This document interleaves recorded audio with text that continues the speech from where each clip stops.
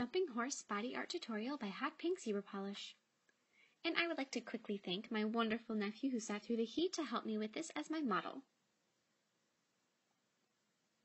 And to start this out, we're going to be using white body paint and a wide brush, and we're just going to be painting lots of fast wide strokes across the area you want the horse to be. And I'm not too concerned about this becoming opaque. In fact, I kind of want it to have that streaky look. So use lots of water with your white paint. And once I have the white, I'm going to be adding some blue.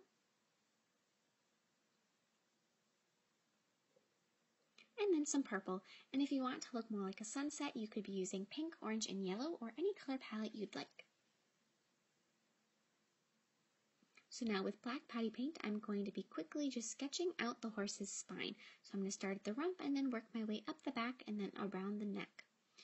Once I have that, I'm going to be adding in the horse's head. And then working my way down the neck and around the tummy.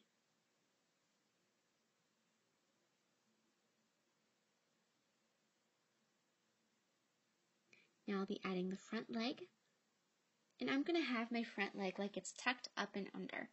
And if you'd like, you could paint both front legs, because if they're staggered, you might see both in this profile view, but it's just I think it'll look a little better with the black silhouette to just have one front leg and one back leg visible. So then I'm going to be painting the hip of the back leg and then the back leg.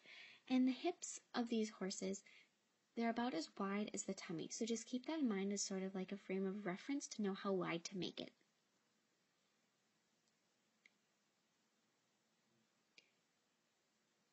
And right there I had a little bit too much water on my brush, but I will show you how to fix any little mistakes like that in just a moment. And then I'm going to be adding the horse's ear and then the mane. And with the mane, I'm going to be using short strokes with sort of like a flick of my wrist, just to create sort of a natural look of things. And then add the tail.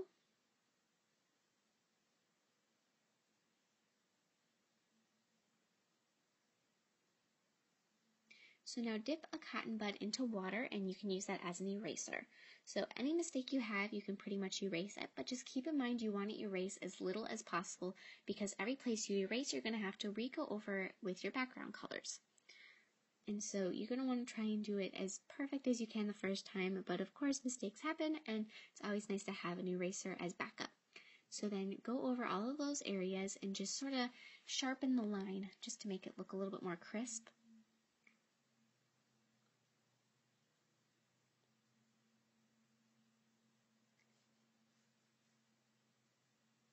And once you have everything fixed, I'm just going to quickly look and see if there's any place that I can see right now that needs a second coat, or any other little touches that I need to adjust.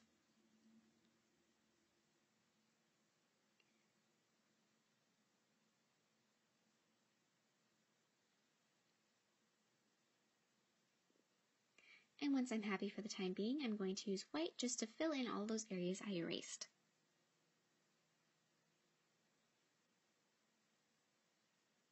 And you want to make sure not to blend it in with any of that fresh black paint you just added, because then it will create gray, and pretty sure you don't want any gray randomly across your painting.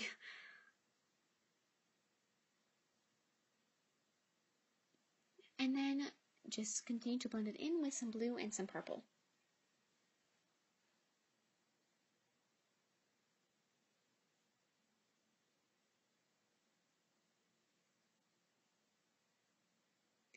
And I'm just going to go over now and make sure that it's all opaque, and I'm totally happy with what I have come up with. And so just keep fixing everything until you're satisfied. And there you have it. I hope you enjoyed this tutorial, and please share your recreations with me on Facebook and Twitter. I would love to see them, and I will see you in my next video.